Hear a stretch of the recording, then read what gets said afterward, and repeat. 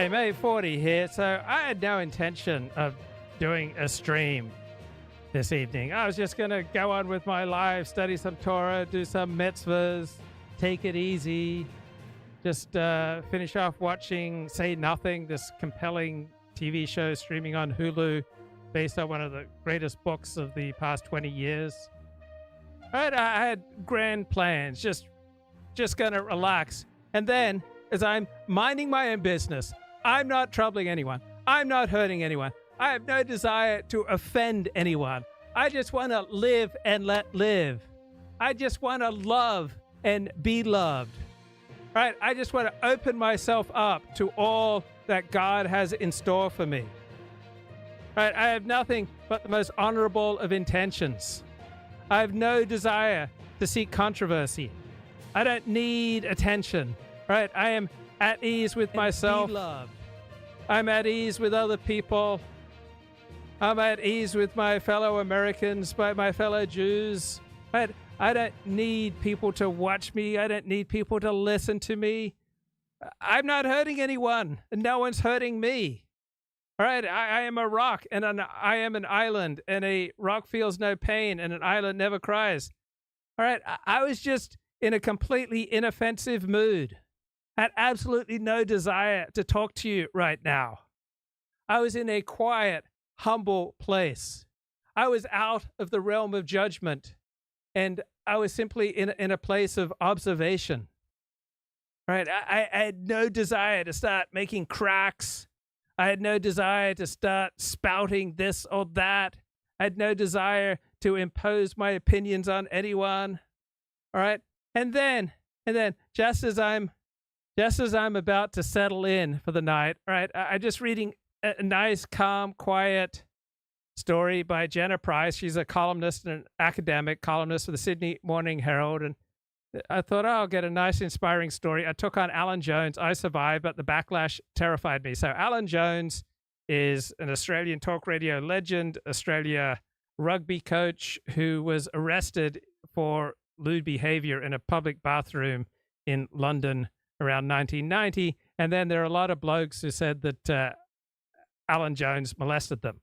And good on the Sydney Morning Herald for drawing attention to his horrible behavior. So I was just going to read this nice, quiet, peaceful article. And then it comes to the last paragraph. And I was just about to go gently into the night. And then Jenna Price has to write this last paragraph. And I was just minding my own business, right? I wasn't hurting anyone. No one was hurting me, right? I didn't need to talk about cottaging. I was A-okay, just me and my Lord. And then I have to read this bloody paragraph, and it just sets me off. She writes, "It always surprises me how little compassion is shown for those forced to have sex in toilets." Who exactly is forced to have sex in toilets? Nobody is forced to have sex in toilets. People choose to have sex in toilets unless they are operating with an addiction, and then they should get help. But the community, the public, Australia, America, England, is not forcing blokes to have sex in toilets, right? Nobody is forcing blokes to have sex in toilets. But how little compassion is shown to those forced to have sex in toilets? No one's forced to have sex in toilets. And then if you want to have compassion for those who are negatively affected by people having sex in toilets. Right? What about the community? What about those who just want to use the public toilet for normal reasons? I remember when I was a kid, we went out to Lake Macquarie one day and had to use the loo. I go into the loo and it's just filled with scrawling about meeting up with other blokes to have sex. Right, I'm just trying to do my business in the public loo, and it's just filled with graffiti about meeting up with blokes. I mean, it must have been a real cottaging hotspot. So I was fine, and then I have to read how little compassion is shown for those to forced to have sex in toilets. Compassion? Why not compassion for the broader public? Why not compassion for people who just want to use those toilets for normal reasons? What about compassion for the police who have to try to get a handle on this gross behavior? And I'll admit, I have a bias. I am not as offended if a man and a woman a husband and a wife, right, if they have something where to celebrate their love and their commitment, right, they want to get it off in a public toilet, that is not as offensive to me as same sex in a public toilet, because I have a heterosexual hero system. I'm not saying that it's just so obvious that I'm right. I'm telling you, I've got a bias. I've got a heterosexual hero system. I don't want people having sex in public toilets. But yeah, I'll admit I'm biased. I am less offended if a husband and a wife were to have sex in a public toilet. But no husbands and wives that I know of like fetishize sex in public toilets. But according to this climate, what Alan Jones did or did not do in this London toilet is irrelevant. The one that he got arrested for engaging in lewd behavior. The charges were dismissed. Being gay, wanting closeness, despite a time when that was frowned on, is not a crime. Okay, being gay and wanting closeness doesn't have much to do with having sex with randos in a public toilet, right? To describe having sex with randos in a public toilet as being gay and wanting closeness, despite a time when that was frowned on, is not a crime. It is a crime to have sex in public toilets. I would hope it's still a crime. My God, like, what the hell is going on here? To describe having sex with random men in a public toilet as just wanting closeness, despite a time when that is frowned upon, and being gay is not a crime, that doesn't that set me off, right? I think this is outrageous, right? To just say, oh, being gay equates you need to get it off in public toilets. Most men who are gay do not have sex in public toilets. Wow. Everyone has a right to go use public toilets. The thought of someone hiding the next cubicle, cracking one off, going about it, going to the loo, makes me sick. The tolerance I've read for this kind of behavior confuses me. Why should people have to hold it in, sometimes causing themselves public pain, because they should accept that if they go to a public toilet, that makes them fair game for a wanker? Yeah. It's weird, it's bizarre, and it's antisocial. Like, every community has aspects of it that are antisocial, right? There are some Jews who do things that are antisocial. There are Jews that behave badly. There are Jews who are dishonest, right? There are Jews who make money off, illicit entertainment products. There are black people who commit crimes. There are Christians who do awful things. There are all groups that commit awful, behavior. And there are homosexuals who commit antisocial behavior, and having sex in a public restroom is antisocial behavior. And to say we should be having compassion for people engaged in diminishing the quality of life in our society, I don't buy it. And always brags about firsts. The first female this, the first LGBTQ plus that. But now another first they're responsible for. Ukraine launched U.S.-made missiles on Russia for the first time. It is a signal that they want to escalate the conflict, and it is impossible to use these high-tech missiles without the Americans. Putin has said this many times.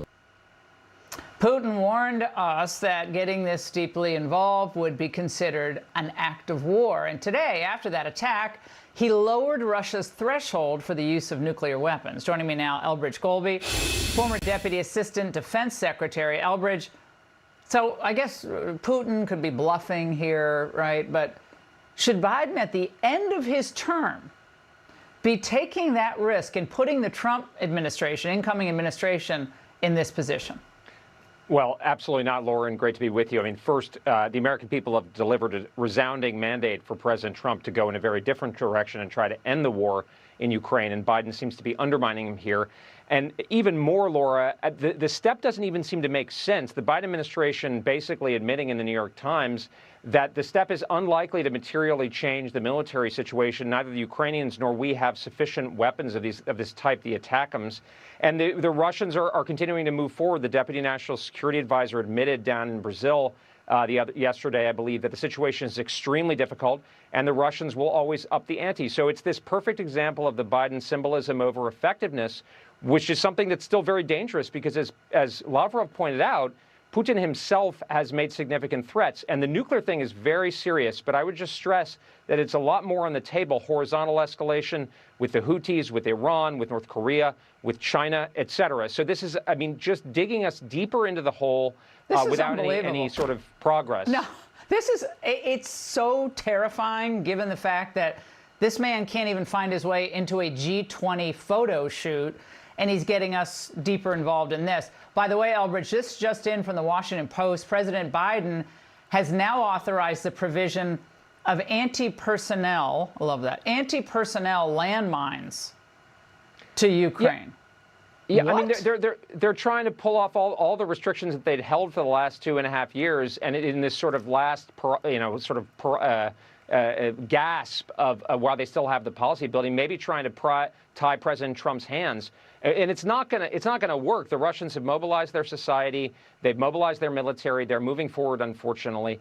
Even more, Laura, and you and I have talked about this, and I don't want to go back too much, but over the last couple of years, I think, predicted that this kind of thing would happen. We did. The other thing that happened today is Admiral Paparo, the head of Pacific Command, admitted that our weapons stockpiles are, in fact, very depleted. Things like Patriot and air defense missiles, things you and I have been saying for several years. Here's something, Laura, I think is so important to stress, is Biden and Harris are leaving President Trump and Vice President Vance in a deep, deep hole. And people have to calibrate expectations accordingly because, if we're going to avoid this iceberg, if you're going to make a 90-degree turn, people are going to fall out of the bunks. It's going to be dangerous. People have to be realistic. We're in a bad world because of their leadership. Elbridge, this is terrifying, but yes, you did predict most of this 2 years ago or 3 years ago. Thank you very much. And coming up, what Trump being at today's... Okay, so I decided to do a deep dive into cottaging. Like, what the heck is it? Like, what the heck is going on? So apparently there's a BuzzFeed article here, why men are still meeting for sex in public toilets. And so there is a parallel world, much deeper, more secretive, and more complex, one of both the liberated and the closeted, of politicians and celebrities mixing with the most private of people, where self-discovery and escapism intermingle with addiction, abuse, and sexual violence. I mean, you could say the same thing about people getting together to exchange needles to do heroin or to engage in all sorts of anti-social behavior. My God, some started going to toilets for sex when they were still children. For some, it is a shadow of what lies outside. For others, a burst of oxygen in otherwise airless lives. For the rest, a joyous, even defiant paroxysm of lust, unencumbered by the prim restraints of heterosexual life. So BuzzFeed says how little the inner lives of many gay and bisexual men have changed. We've got gay marriage now. I thought this was going to transform this type of behavior. How homophobic culture fuels child sex abuse. Is it really the homophobic culture that fuels child sex abuse? How much the responses to cottaging affects everyone. Judgment and shame encircle the practice. Well, yeah, if you're going to have civilization, you're going to discourage people, including heterosexual people, from getting it off in public toilets. Why do they have to do that? It's disgusting. It's dirty. Yeah. So why? And so men complain about police monitoring public bathrooms where cottaging goes on. It's embarrassing. It's shaming.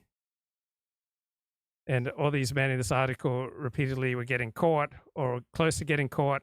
So he said he'd been standing at the urinals next to another man. Both had their penises in their own hands. They looked over at each other.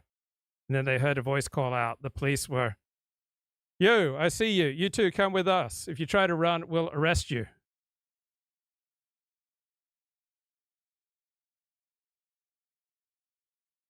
He says the police told him they would not press charges if he admitted what he'd been doing. So why was there so much behavior going on in these public restrooms that brought about a police crackdown? So wider anxiety among especially older gay and bisexual men is informed by the behavior of some police officers throughout decades of targeted crackdowns and entrapment of men in public lavatories, drawing accusations of brutality and homophobia. Well, maybe Maybe some communities don't want sex going on in public restrooms. George Michael was caught in Los Angeles toilet in 1998. The fury he later expressed through a satirical song Outside, mocking the officer who he says had entrapped him. So he's not getting furious at himself for his antisocial behavior. The policing of Cottaging had become like stop and search policies, incendiary and politicized. Yes, it is political.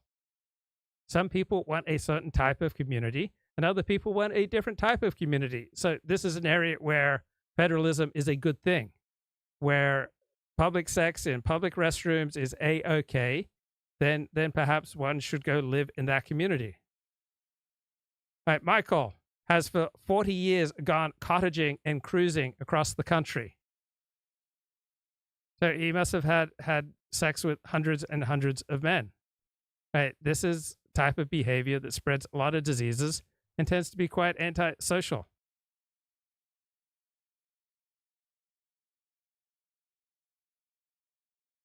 Oy vey. So I was reading a gay travel guide from 1980.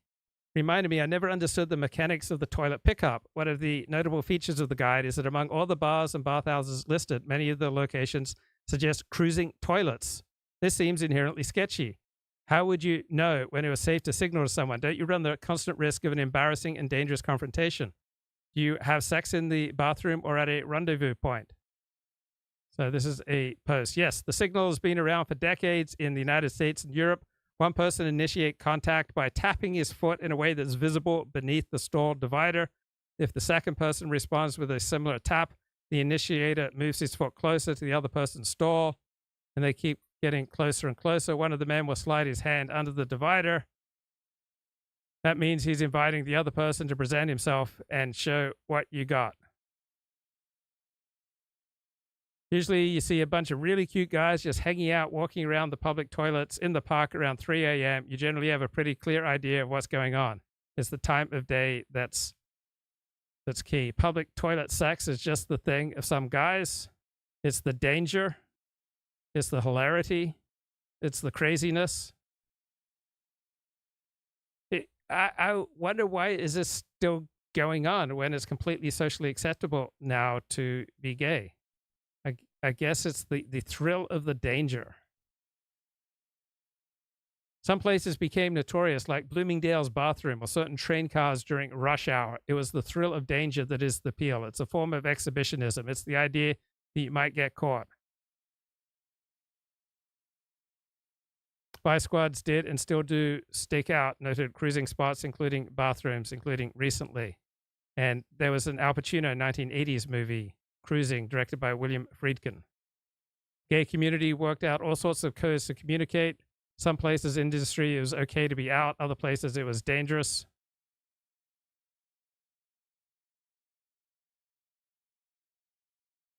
My God.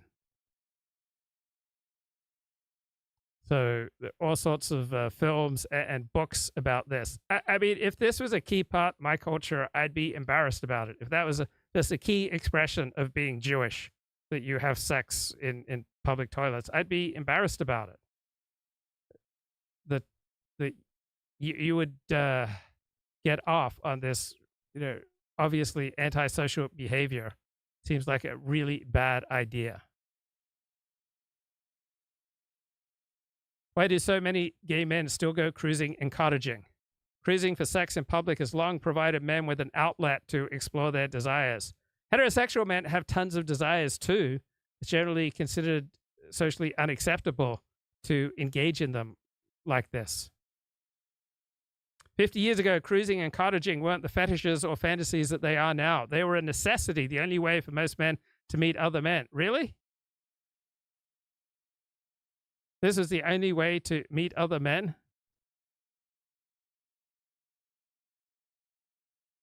Right, there are problems in the Jewish community, problems in the Black community, the Christian community, and this is a definite problem in small part, I would believe, in the homosexual community. And it is considered repulsive to those on the outside, just like I'm an Orthodox Jew.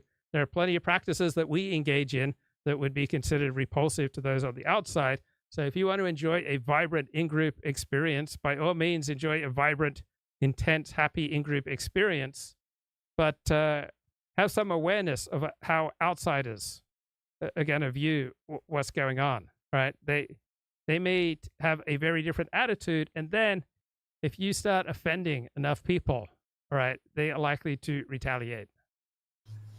Have American equivalents who are constantly attacking Trump. And I had this moment of, I would say not revelation, but just kind of a recognition of epistemological limits when I realized that the voices that I hear talking about Israeli politics are the equivalent of the Peter Bakers and Susan Glassers in the United States.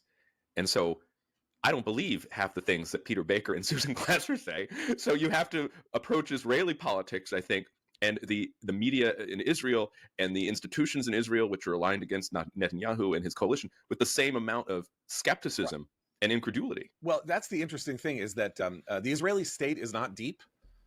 And so the deep state is the deep state, as we've come to learn, it is, the idea in the United States, which a lot of us have problems with because the United States government is so large and is so complex, and there are so many levels, and there are so many states and localities, and the idea that there's some kind of invisible guiding hand of a conspiracy that is doing this.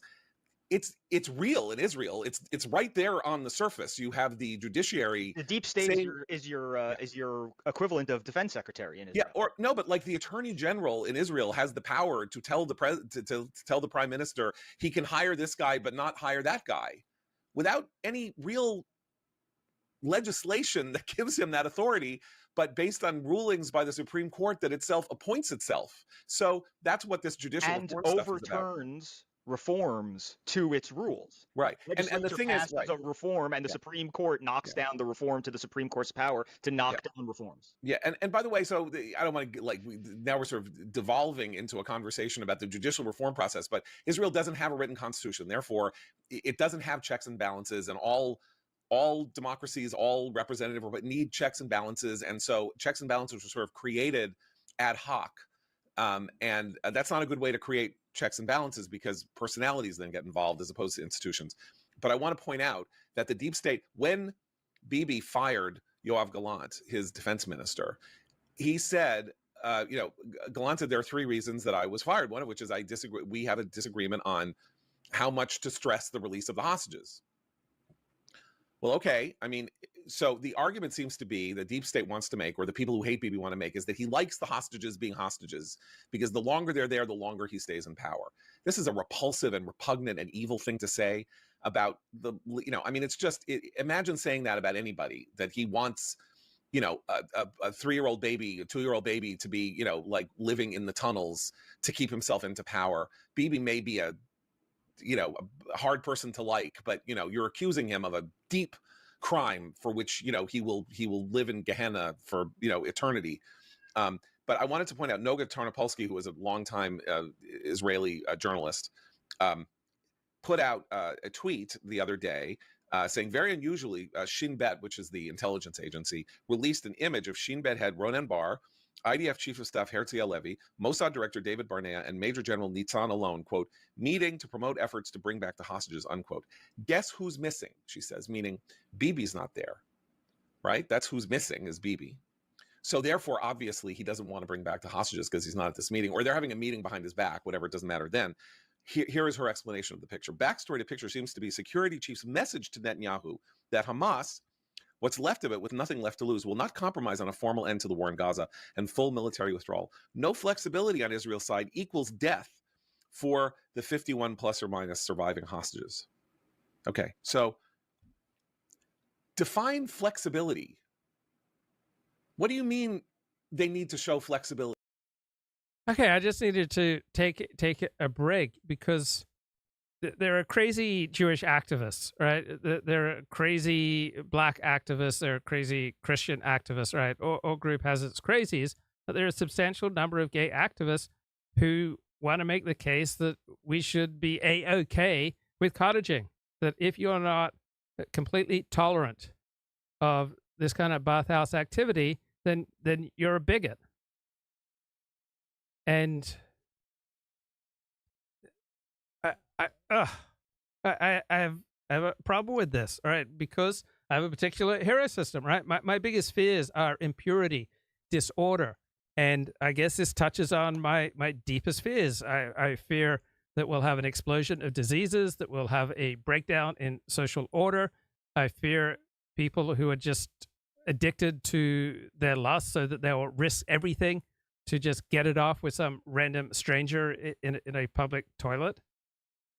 And no, I would not like heterosexuals doing it, though it's not as upsetting to me as the gay cruising scene, because there's just a vast amount of difference in the amount of promiscuity in the straight and the gay scene among men, right? Male homosexuals average over 100 sexual partners, right?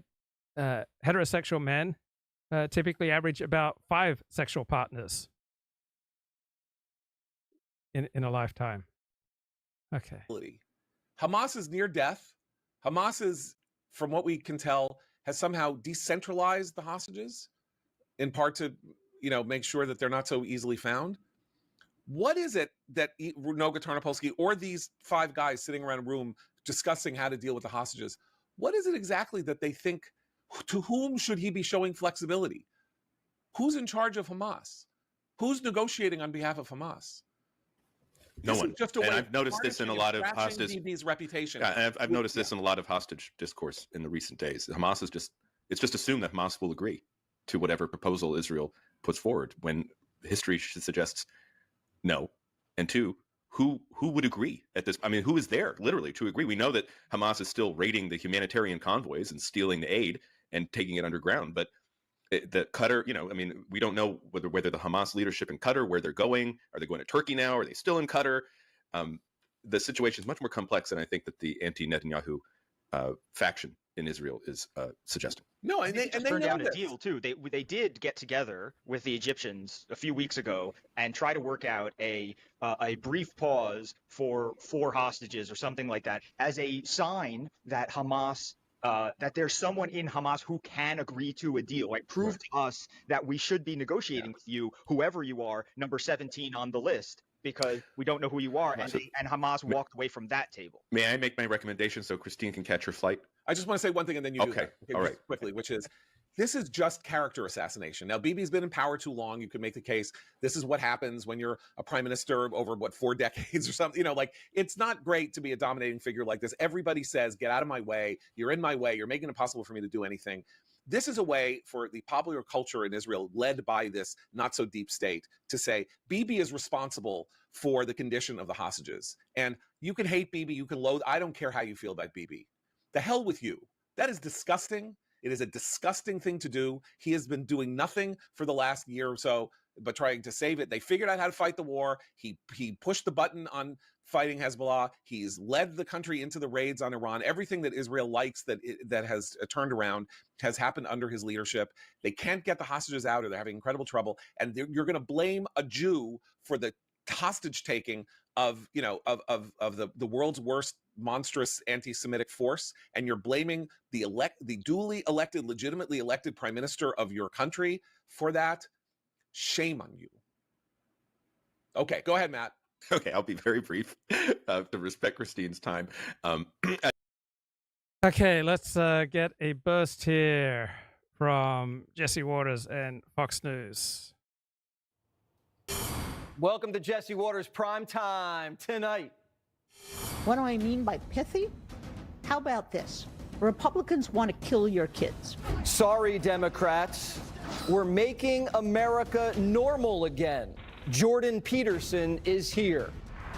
I was frustrated by her inability to really succinctly answer questions. People notice that, and it's like, answer the question. The media taking a long, hard look in the mirror. Peggy Noonan joins Primetime. Would you, as governor, allow state police and National Guard to carry out mass deportations? That's not going to happen on my watch. Mass deportations are coming. Tom Homan in the House. You better start packing now. Plus, calm down, everybody. Just take a breath. Take a breath.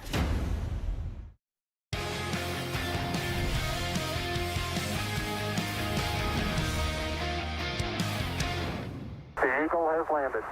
Roger, Tranquility. We copy you on the ground. You got a bunch of guys about to turn blue. We're breathing again. Thanks a lot. I'm going to step off the limb now. That's one small step for man, one giant leap for mankind. The famous words of Neil Armstrong, the first man on the moon. We realized watching TV together the full magnitude of our potential. Manifest destiny isn't limited to God's green earth. Adventuring into space is the natural evolution of the American push into the wilderness. Space exploration withered under Barack Obama, but like many things in America, it's making a comeback. Trump and Musk flew to South Texas today. Elon giving 47 a little aerodynamics 101. The goal has been set: colonize Mars. But before that, we have to make sure if we get men to Mars, we can get them back. So this test was about working out the kinks, and they let it rip. 6, 5, 4, 3, 2, 1.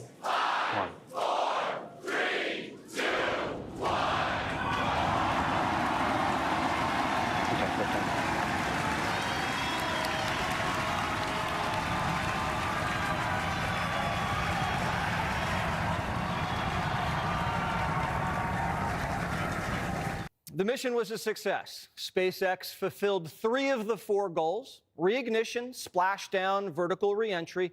They just weren't able to catch the booster in the chopsticks. Should have used a fork. A manned mission to Mars isn't far off, and it's coming at a time when Americans' cultural confidence is high. We're still celebrating what happened 2 Tuesdays ago, in the octagon, in the ring, and on the gridiron. And now on the pitch. Lovely ball for Pulisic. It's Christian Pulisic. It's absolutely delightful from the United States. People are having fun because we're getting back to normal. Men are acting like men, women are acting like women, walls are being built, and statues are going to stay up. Even Gavin Newsom wants to be a part of the story, but he keeps cold calling Trump and can't seem to get through. I tried to reach out to him, couldn't get through, and then we went back and forth. I called for the special session. I think he actually really likes you guys. I think half of this is an act. You say you reach out to Trump? Yeah, I didn't connect with him. Normally we get right through, but it's a different time, man. We didn't have that problem in the past, but the White House is not set up. He's in the middle of a transition. I'm not complaining about anything. The last person I thought he'd pick up the phone was me. Maybe Gavin should just show up at Mar-a-Lago and knock on the door like Mika and Joe. That's what Gavin did with Biden. He just showed up at the White House and walked right in. We're hearing more about the Morning Joe Mar-a-Lago summit. Trump just told them he wants to have better relations with the press and do some deals with Democrats if they want to help the country. Sounds reasonable, right? Well, most of the media branded Mika and Joe as traitors who betrayed democracy. It's probably because most of the media actually believed their own lies. Morning Joe says it was effing worth it, quote unquote. Their pilgrimage to Palm Beach makes more sense now because this just in. The Wall Street Journal is reporting that Comcast, the parent company, is about to announce it's spinning off MSNBC into a separate venture. It'll no longer live under the same umbrella as NBC News. Ratings and profit are down, and MSNBC is on its own now. Biden certainly didn't help. They had to cover up for the big guy, and it got them nowhere. They ended up with no access, no influence, and no audience. Joe still won't talk to anyone. Mr. President, happy early birthday! For your birthday, will you talk to us, sir? As a gift to the press, will you please talk to us? Mr. President, President Biden! Please, we haven't heard from you all trip! Mr. President! How's the media going to cover the story if the main character's in hiding? They can't. The media wants to be used so badly, and Biden wouldn't even give them the pleasure. Now they're depressed, divided, and searching for meaning. Talking about Trump's landslide's no fun. So now they're seeing how far they can go and what they can get away with and wondering aloud into a microphone, can anyone hear me? Is anyone listening? Democrats better get started now, tracking these people, holding these people accountable, and making clear to ordinary voters who voted for what and who's responsible for what. You can't talk broad themes. You have to boil it down to nuts and bolts, and you have to be pithy. What do I mean by pithy? How about this? Republicans want to kill your kids. Republicans want to kill your kids. That's from a Washington Post reporter who sounds like she's trying to get fired by Bezos. Maybe Jennifer Rubin wants to be fired to know she's alive. It's better than getting ignored. And the rest of the press is so lost, they're covering the first transgender congressman or congresswoman. I guess they were born a man and now claim they're a woman. And this person wants to use the women's room on Capitol Hill. And ABC News decided to take sides. You can guess whose side they took. Here she goes. Here's Congresswoman Mace. Congresswoman Mace, can I ask you a question as you walk here? So the question is, with your piece of legislation about banning women from using... 100% yes. My question to you is... And it doesn't go far enough. I'll be filing more bills. I'm not going to allow biological men into women's private spaces. I will stand in the brink and stand in the way of anyone on the radical left who thinks that it's okay for a penis to be in a women's locker room or a bathroom or a changing room. Hell no. I am not going to stand for it. And the Speaker said it would be in the House rules package. If it's not, I'll be ready with a motion, a privileged motion, to force a vote on this. This is not okay. I'm a survivor of rape. I'm a survivor of sexual abuse. And I'm not going to allow any man in any female private spaces. Now, Speaker. End of story. So after Democrats got shellacked in the battlegrounds with child sex change surgery ads, ABC wants to pick a fight with a woman who doesn't want to share a bathroom with a man. They're treating the trans story like it's Watergate. The notion that this incoming small House Republican conference majority is beginning to transition to the new Congress by bullying a member of Congress. This is what we're doing? There's one transgender member of Congress. Wait, it's bullying to not want to have biological men in a women's bathroom, right? That's Orwellian. Out of 435, and the top Democrat is siding with they, them, instead of you. This was the biggest story in Washington all day, where this transgender member is going to the bathroom. It's like they learned nothing from the last election. Just go in the men's room or go in the gender-neutral bathroom. Don't they have those there yet? They have them everywhere else. Biden should just build one at this point. He's trying to get all the money spent before he's gone. Why not? I can't believe we're even talking about this. Biblically clear, a man is a man and a woman is a woman, and a man cannot become a woman. So why do hundreds of women have to feel uncomfortable so one man can feel included? This is what made Democrats change parties. Their party wasn't listening to them. So what changed? My level of thinking, me not thinking that the police are above me and white men are above me. And I'm all good about like, yo, we can learn about history and all that stuff, but don't tell me or don't try to put it in a way that it's like our country is racist. Our kids are important, guys, you know, and if we're not teaching them well, if we're not teaching them about credit, if we're not teaching them about how to get a home eventually, and all we're talking about is racism and, you know, trans and gays, which, like I said, I'm all good. Like, you do what you do. Just don't force it on people. So behind a closed-door Democrat Senate meeting today, incoming Michigan Senator Elise Slotkin tried to splash some cold water on their faces.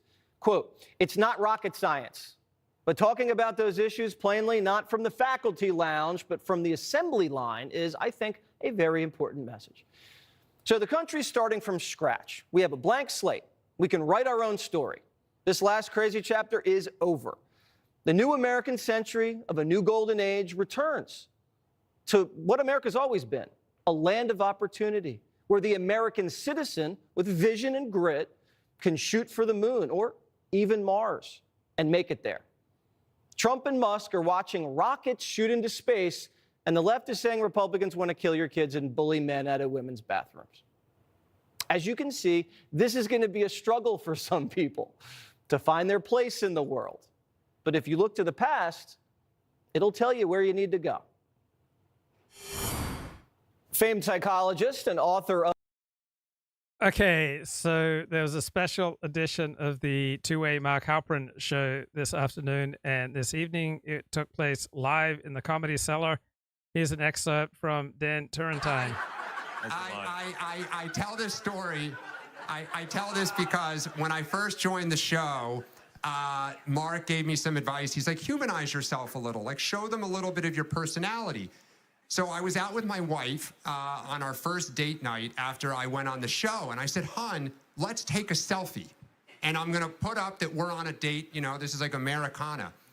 And I put up the picture of the two of us, and I put the phone down, as one should when they're on a date with their wife, to eat dinner, and I pick it up, and there are all these texts from our kids, because 3 of them are on social media. They go, Dan, everyone thinks you're gay. And I was like, not that there's anything wrong with that, right? But I am not. But the number of people who were on X were like, you're straight? I was like, so. It's the 32-inch waist that's the giveaway. I will just say that the big difference, though, is that when my wife, who I'm married to as well, when I went out on date night, because someone had said when we got married that would keep our marriage going. They said, make sure you have date night. I didn't realize at the time that meant I had to go with her. And she got really... Okay, let's purify our souls with some Torah here. Marc Shapiro, academic, professor of modern Jewish history, talking about Rabbi Samuel Mohilever. For yeshiva students to speak English properly. And he writes, he says, part of it's in English. He says, you have to perfect yourself in the English language, in speaking and writing. And then he says, in Hebrew, he says, don't be like most yeshiva students who thinks that what I'm saying are Devarim B'Teilim. He says, Bizmanenu, today, I should read it as Sephardic. You can't be Mekadosh Shem Shemayim without knowing Anglit. And listen to this: the English they speak in yeshivas, eina lo lashon velo safa.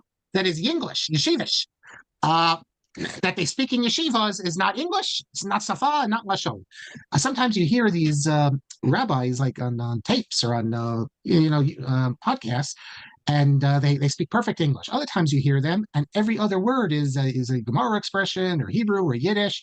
And I think sometimes that if people I work with, non-Jews, were to listen to us, they wouldn't understand it. Literally, they couldn't understand it because almost every sentence has an expression. I don't mean non-Jews, people with not a good yeshiva background wouldn't understand it. I don't even know if women, even with all the years of Jewish education and even having gone to seminaries, would understand it, because a lot of the lingo is like the Yiddish type of yeshivish lingo that you don't learn. I don't know if Israelis, Talmidei Chachamim, could understand a lot of it. If you haven't been like Ashkenazic, Haredi type yeshivas, you wouldn't understand this. Here is Gifter saying, don't speak like that. He says you can learn a good English well by reading the books of Art Scroll. He says, read the Hakdamos of their Chumash and Tanakh of Rav Nosson Sherman. Rav Nosson Sherman, he speaks a good English. He's Rabbi Shmuel's sister, asked Rabbi Shmuel. He says, I've learned the entire Torah. So what about learning Greek wisdom? And Rabbi Shmuel said to him, the Torah shall not depart from your mouth, contemplate it day and night. He says, find me an hour. Go and search for an hour that's neither day nor night and learn Greek wisdom. So this is a famous passage in the Gemara that, yes, you want to learn secular studies because it says that you have to study Torah, Yom V'Layla. So find me something that's not Yom V'Layla, and then you can learn it. And that's always cited. However, Rav Mohilever points out there's a stira, because there's another Gemara which says in this is Brachos 35b, where here. So what does Rabbi Shmuel say? It says you shall gather your grain, and then what about the Torah? It also says the Torah shouldn't depart from your mouth. So how are you supposed to gather your grain? And he says, you might have thought that this means that you literally should spend your days only in Torah study. So the pasuk says you shall gather your grain. What does it say? It says, that is, set aside time also for gathering your grain, not only for Torah, but also for work. This is a statement of Rabbi Shmuel. So here you have a stira, Rabbi Shmuel. In one place, Rabbi Shmuel says you can't do anything other than Torah. In another place, he says, no. Unlike Russian Lechai, he says you have to, when it's time to gather the crops, you gather the crops. When you have to plant, you plant, all these sorts of things. So here he's speaking of like a Torah. So this idea that men should be exempt from work, that they should just be able to rely on the government for welfare so that they can study Torah all day, which is the de facto way of life for Haredi Jews in Israel, that they just live off social welfare paid for by the rest of the population. This is brand new in Jewish history. Right, the idea that you could just rely on the government to pay your bills, and men and the entire families just get to sponge off the government. Right, this is not a traditional Jewish way of life. Right, the traditional Jewish way of life is that you work 6 days a week. So what is it? So Rav Mohilever said, and this is important for Rav Mohilever, because Rav Mohilever is arguing that we need to teach our young people now secular studies.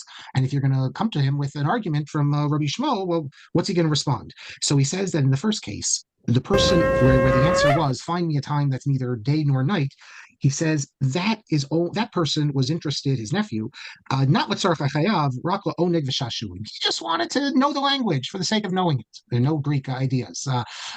He just wanted to be a philosopher or intellectual or something. So for that, if you have Greek wisdom versus Torah, you only do Torah. But to learn so that you can provide for your family, that sort of thing, there Rabbi Shmuel would say, absolutely, you have to. And we decide halacha like Rabbi Shmuel.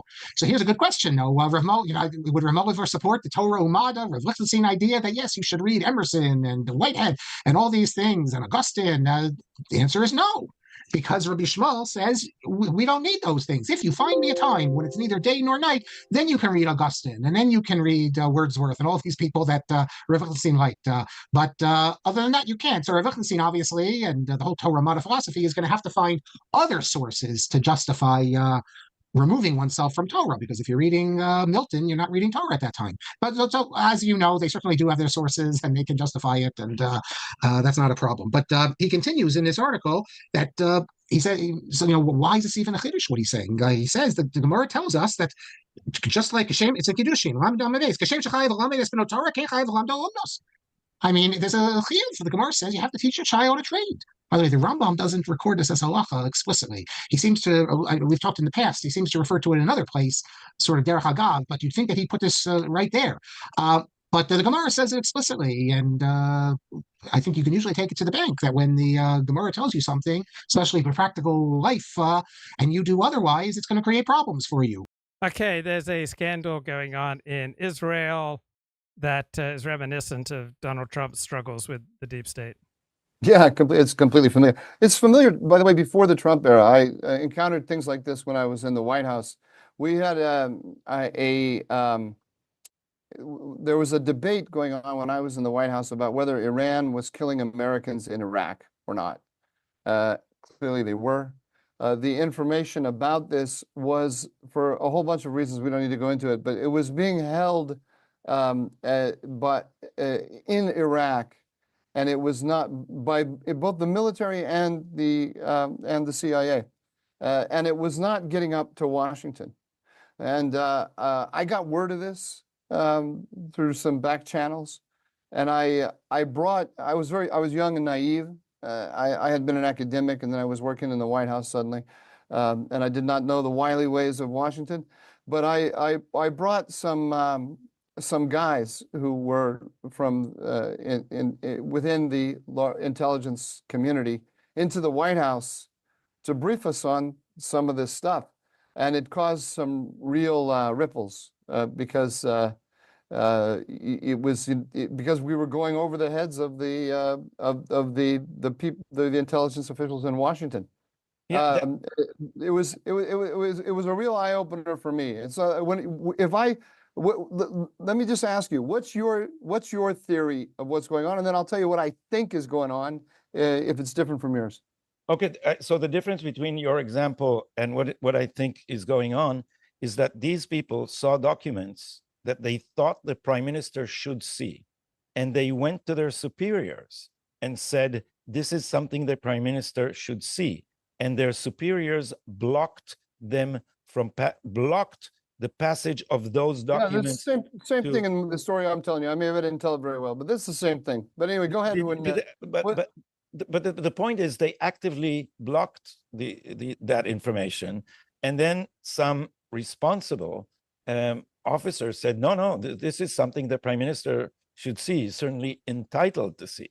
So that should be at most a disciplinary problem within the army. It's certainly not, they are prosecuting this under the clause of the law which blames people for passing. Okay, so a lot of information being held back from the Prime Minister of Israel, sometimes the President of the United States.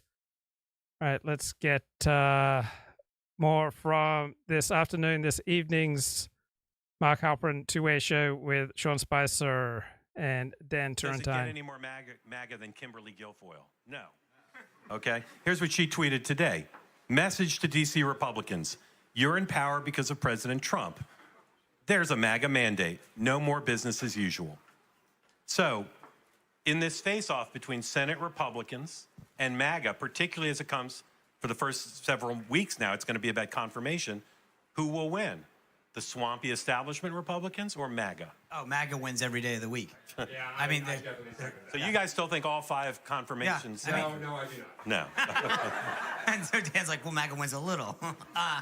You have to, until there's a reason they win.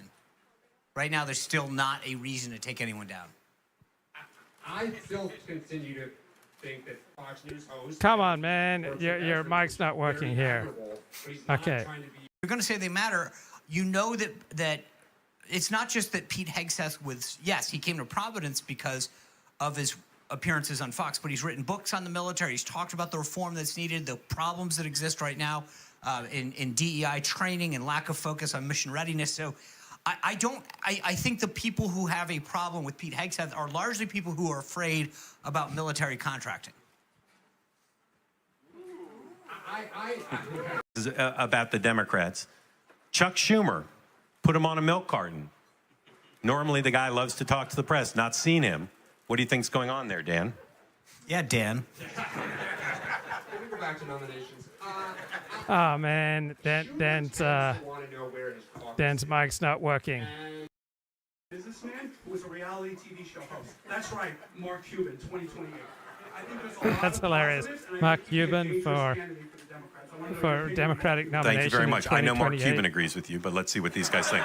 Thank you for coming. Thank you for the question. I appreciate it. Like impressions and reviews, thank you so much. We'll ever see somebody quite Oh, right there. man. So Dan happens talks to about the what a great can this political be, animal Donald Trump is. Senator for X, Y, and Z reasons. So that there's a different dynamic there.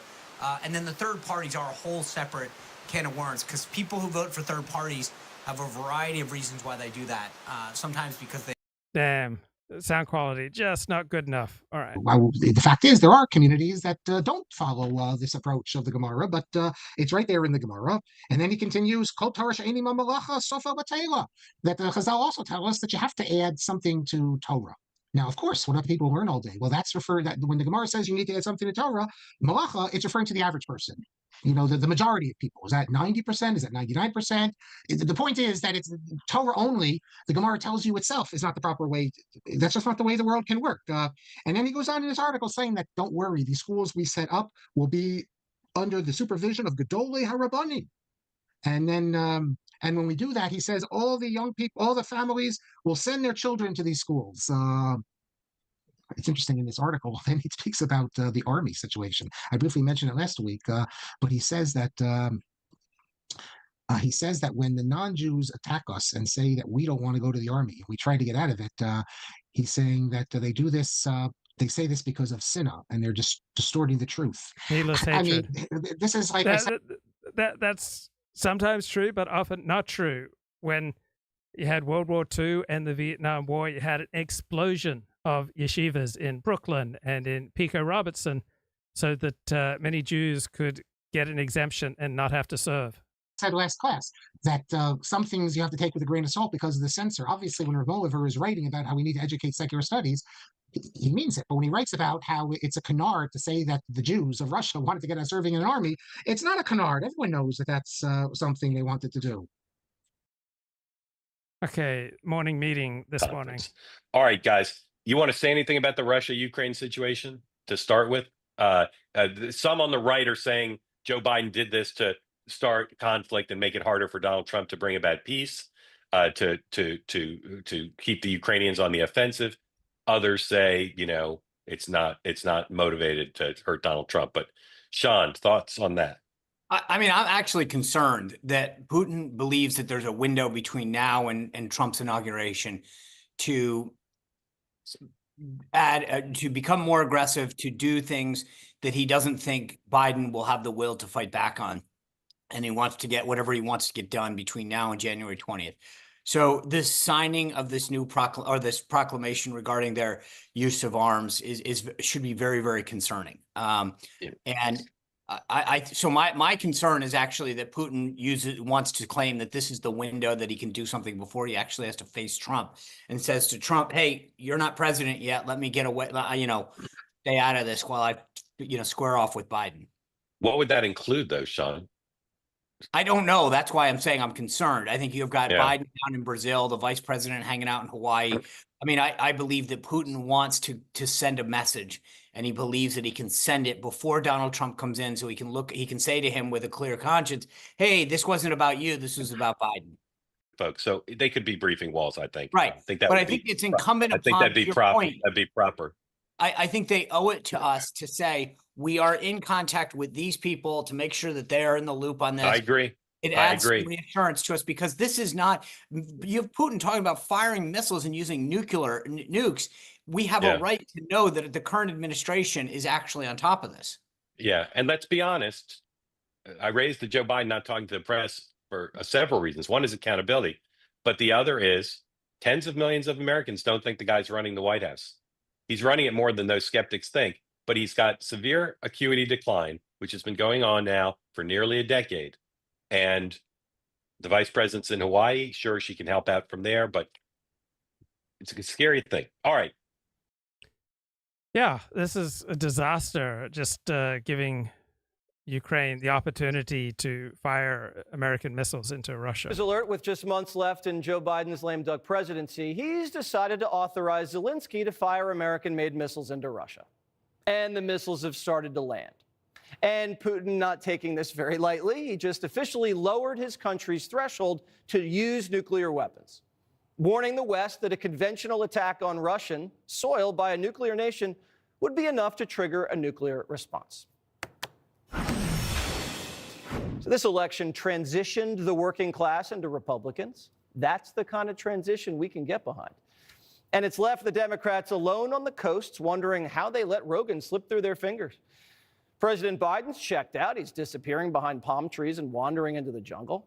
Where's Kamala? Oh, she just took Doug to Hawaii for vacation. Her donors won't be able to find them there, disguised with sunglasses and Mai Tais. $2 billion is a lot of money for nothing, but it's not over yet. A new poll shows Kamala is the odds-on favorite to win the Democratic nomination 4 years from now. But that means she'll actually have to participate in the primary. Not a great track record there, but Katie Couric has some advice.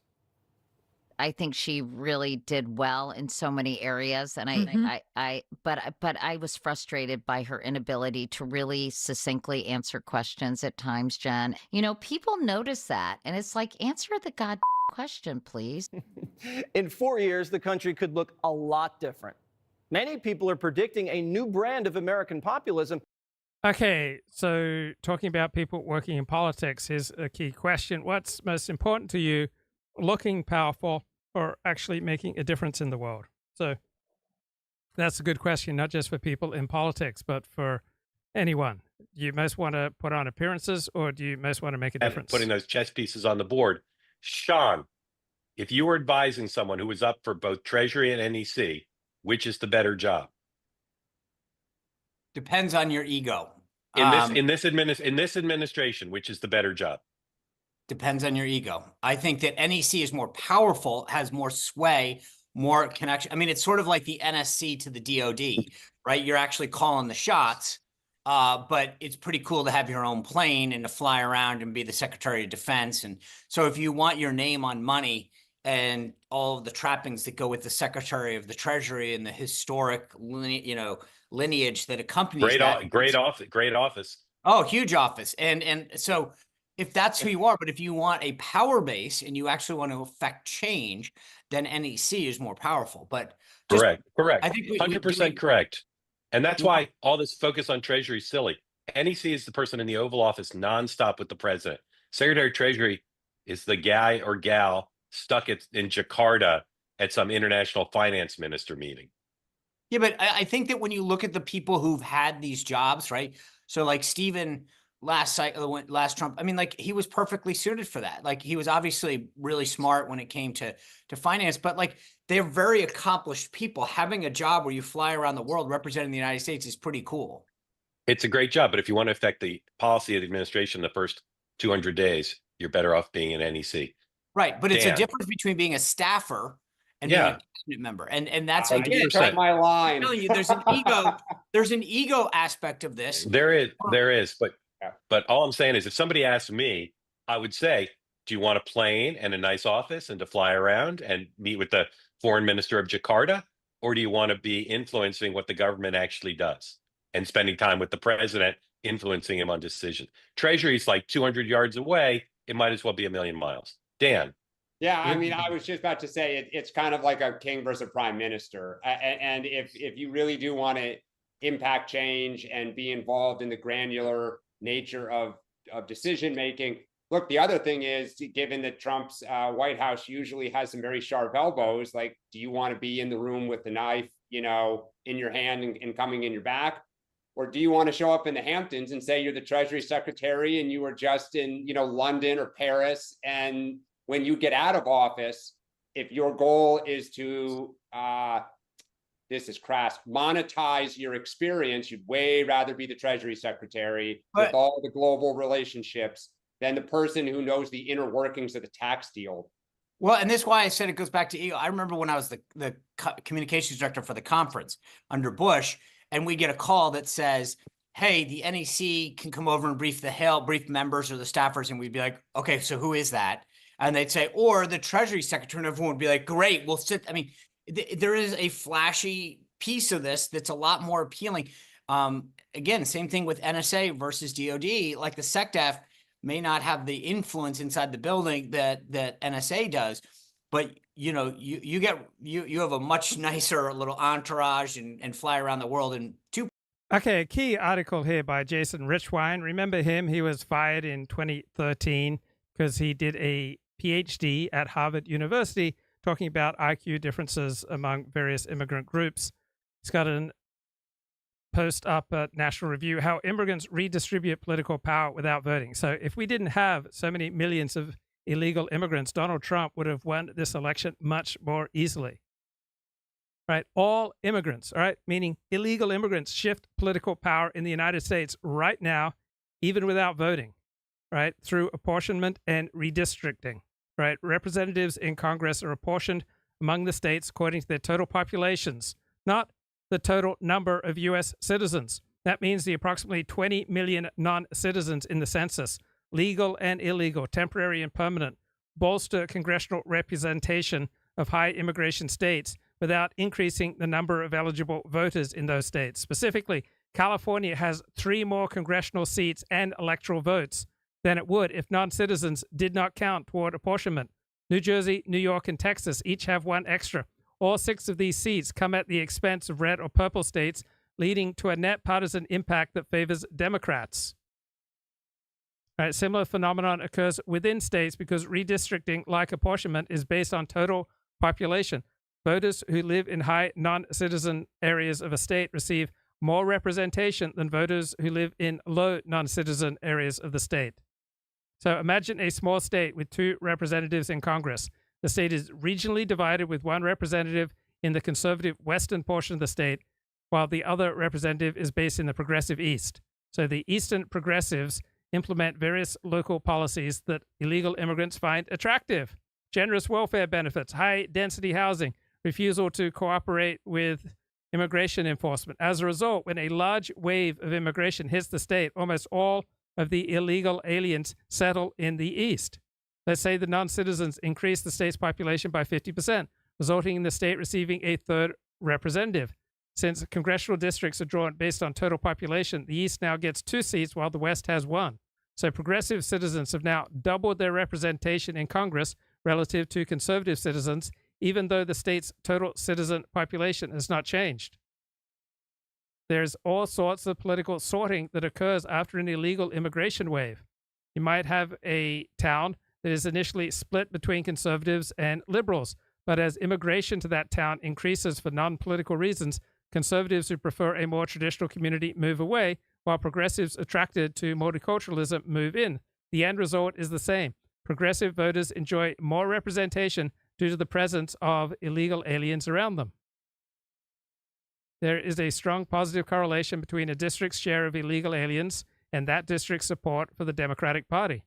So to avoid this kind of political distortion caused by immigration, we could try to exclude non-citizens from population counts. We should reduce immigration.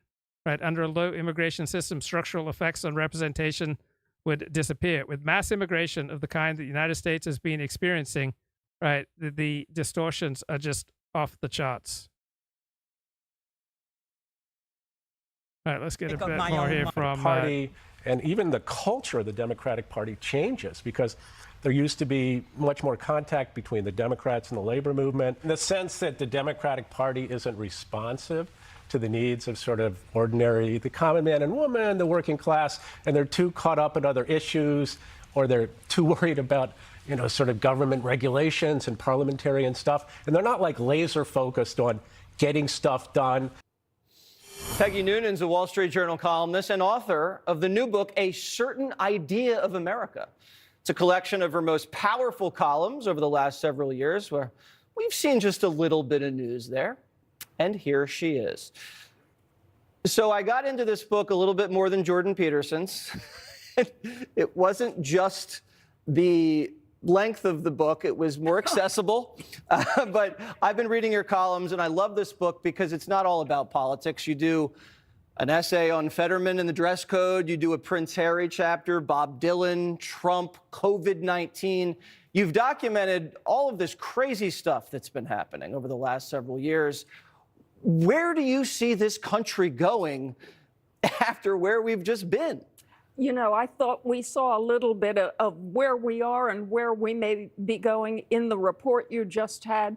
In the 2016 presidential cycle, I was covering the New Hampshire primary, and I will never forget the number of voters I went up to and I said, "So who are you for?" just between us on the day before the election. And so many people said Donald Trump, but so many people said, "I can't decide if it's Trump or Bernie Sanders." And then the Sanders people would tell me, "But I may do Trump." Oh. So that little split, which is a kind of lefty, righty, populist feeling, is still going on, I think. What does that mean for the powers that be in this country? If you see kind of a combination of these two factions rise up and seize power, where does that leave people who've been controlling things for a very long time? Yeah, it's all, one sense is, as you look at the political landscape right now, it's a jumble and it's frothing and it's boiling still. I don't think 2024 quite settled things. One of the things I've been talking to people about who say this is a great populist moment, this is the rise of populism, it'll never go back. I say a thoughtful populism will be a very powerful thing in this country. The kind of thoughtful populism. Yeah, thoughtful populism. That's what we need. All right, hilarious moment here. Don't blame the voters. I think, look, we could get into this discussion, but one, I think you're blaming the voters. I think that's a terrible idea. Look, I debated Professor Lichtman before. I told him his theories about the keys were absurd. I was right. He was wrong. I said he'd lose his keys. No, you were Couldn't not find right, them and before I the was election. not wrong, and that's a cheap shot, and I won't stand for it. Well, who won, brother? You should not be Who taking won? cheap Who shots won? at me. Who You won? want to make your You point, live make your in a point. total Don't make it world of personal. denial. I read your own followers' comments, and they all trashed you, every one of them, and supported me. Yeah, so quiet right, with right. your personal Yeah, attacks. come find out again. Make whatever Okay. point you want. Yeah, yeah. Don't Look, make you it you personal. don't know anything. You don't know You anything. attacked me You personally. You're so deluded. Oh, right. I've only Okay. been a Can I professor just- for 51 years. On this program, published I've never been 13 able books. to finish a How thought. many books have you published? No, because you're personally Yeah. attacking me again. Say whatever you want, but I'm not going to Okay, stand but for brother, personal you got it attacks. wrong. Say you were whatever you want. preposterously and stupidly wrong. So, okay, all right. Can I just Don't finish call a me goddamn thought stupid. ever on this show? No, not if you're Okay, personally well, I you proved admitted it. I was wrong. I don't need you to call me stupid. Okay. Can I just say, What it's kind great of to see nonsense you is that? Democrats Yeah, I all know. getting Who along taught so you well. manners? It's lovely to You see need a one. postal Can I election finish a harmony as you all goddamn come point? together We're again. just Alan, right now. Hey, Alan, you deserve a tall glass of shut up juice, so can you just shut up for a second and let someone who knows what Not they're doing if you're talk? gonna personally attack me. Make any point you want. So I will not sit here and stand for personal attacks, for blasphemy against me. You don't need to do that. You don't boost your blasphemy own ego against you? by Who the hell are attacking you? me Are you like that. Jesus Just Christ, make your you points. loser? Okay, can I just give the correct answer for once? Blasphemy. Blasphemy. All right, this is a thoughtful article. The New Election Gurus, using early voting data and emerging crop of number crunchers, predicted Trump's win long before the pollsters and the pundits did, right? If you're listening to Marc Halperin, you're way ahead of the curve. But if you followed all sorts of data crunches, you would have been well ahead of the curve. So an X account known as Data Republican only had 6,000 followers on X at the start of the campaign. She hasn't made a dime from her predictions, but she routed Nate Silver and all the rest of the pundit pollster industry. So did her collaborators, an informal network of a half dozen mostly anonymous and unpaid number crunchers on X who believe in the predictive value of early voting data.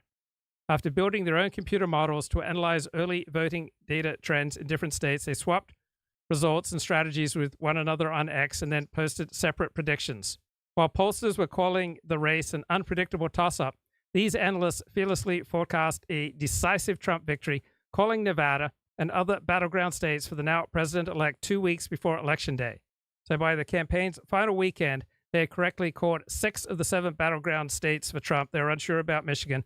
Their forecasts of his winning margins in these states proved remarkably accurate. Several added predictions of the national popular vote and correctly picked Trump to win it. This is an earthquake that should shake the polling industry. Early voting has been almost totally missed by the polling industry, which is why they have now been humiliated 3 times in a row. They don't realize that it's not election day anymore. It's election season. Right, so these unpaid sideline analysts were just simply fascinated by numbers, and they were frustrated with the traditional polls. So pollsters rely on answers from a few thousand people at most that they hope will represent the electorate. But these analysts drew data from tens of millions of people who had already voted by mail or in person. They didn't know exactly how these millions had voted, but they could make informed guesses and projected the composition of the electorate. So people who respond to pollsters tend to be more partisan, more engaged with politics than the average voter. So working class voters, especially conservatives, don't want to talk to pollsters. The early voting data gives you a better picture of the whole electorate. You see who's voting. So these analysts tailored their models to account for variation in states' data based on early voting data. And they were trying to project how independent voters would break. They would look for trends. They'd compare turnout in red areas and blue areas. They drill down to each city block, trying to see how many people voted this year, how it compared with previous elections. So this one analyst was able to see that turnout was sharply down in the blue neighborhoods of Pittsburgh, Philadelphia, and Las Vegas. Right, points that were often made on Marc Halperin's morning show, especially among blacks and Latinos, and that turnout had surged in red rural communities. The same pattern showed up in other states. Now, these analysts were ridiculed for predicting that Kamala Harris would win Virginia by only 5 points. The margin turned out to be a little under 6. Data Republican predicted that Trump would carry Florida by more than 10 points, a margin that was deemed ridiculously wide to Nate Silver and other pollsters. Silver offered to bet $100,000 that Trump would not win Florida by more than 8 points. Trump won the state by 13 points. Establishment pundits and pollsters downplayed the significance of the red surge in early voting. They pointed to tight polls. They argued it was misleading to compare this year's early voting trends with past ones because Republicans had previously been reluctant to vote early. Right? So the pollsters and the pundits said Trump was cannibalizing his own votes by racking up early ballots from dependable voters who normally would have waited until Election Day. But this argument did not jibe with the trends spotted by Data Republican and her collaborators. They saw that much of the early red surge came from either newly registered Republicans or from low-propensity voters, the ones whose history showed that they could not be counted on to show up on Election Day. Meanwhile, the analyst models showed that Democrats' fabled turnout machine was failing to bank enough early ballots from its own low-propensity voters to offset Republican advantage among Election Day voters. All right, you got this from Sean Spicer as well. So the early voting analysts were spectacularly correct this election. Now, the pollsters say this is just lucky. People like Sean Trend and Nate Silver, they don't think that this is significant. John Ralston is regarded as the Oracle of Nevada. The day before the election, he predicted a Harris victory. Trump won Nevada by 3-4 points.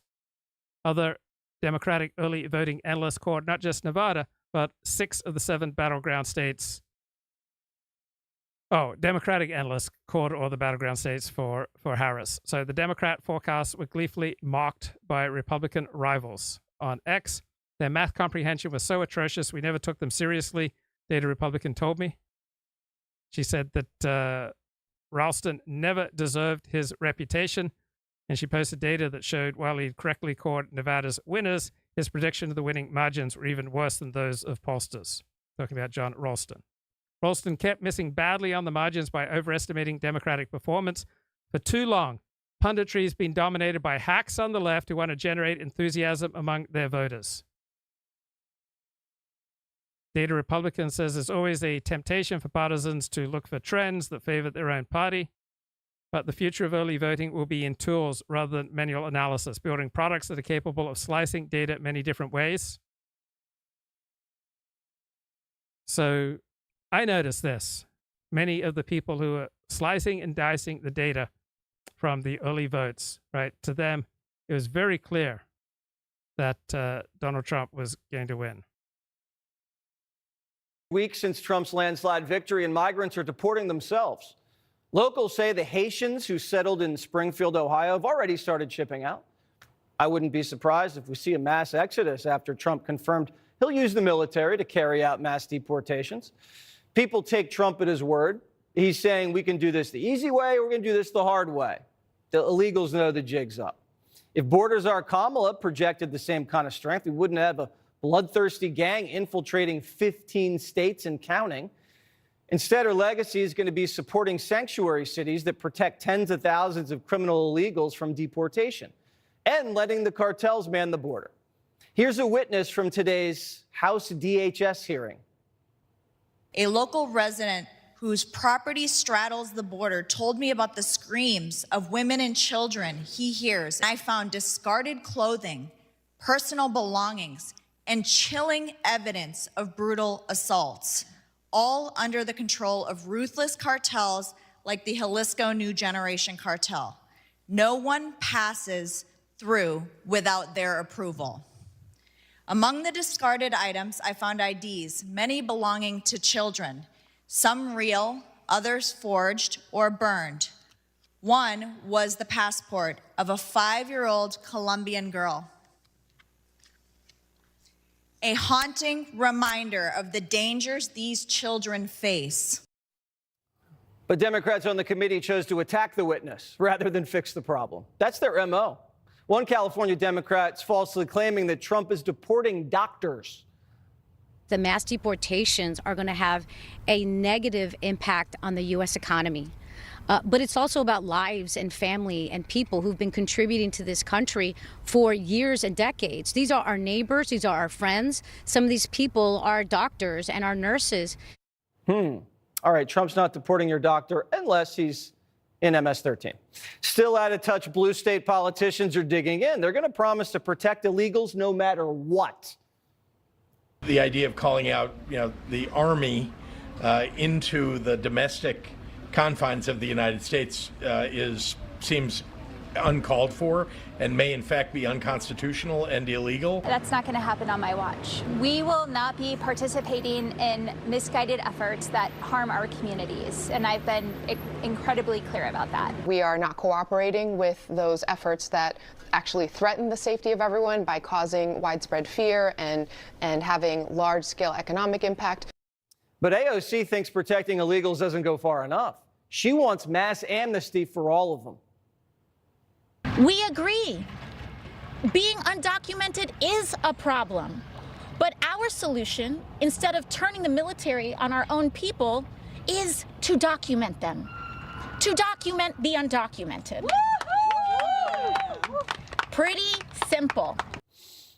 Incoming Trump border czar Tom Homan is here. Tom, first of all, congratulations. Okay, that'll do it for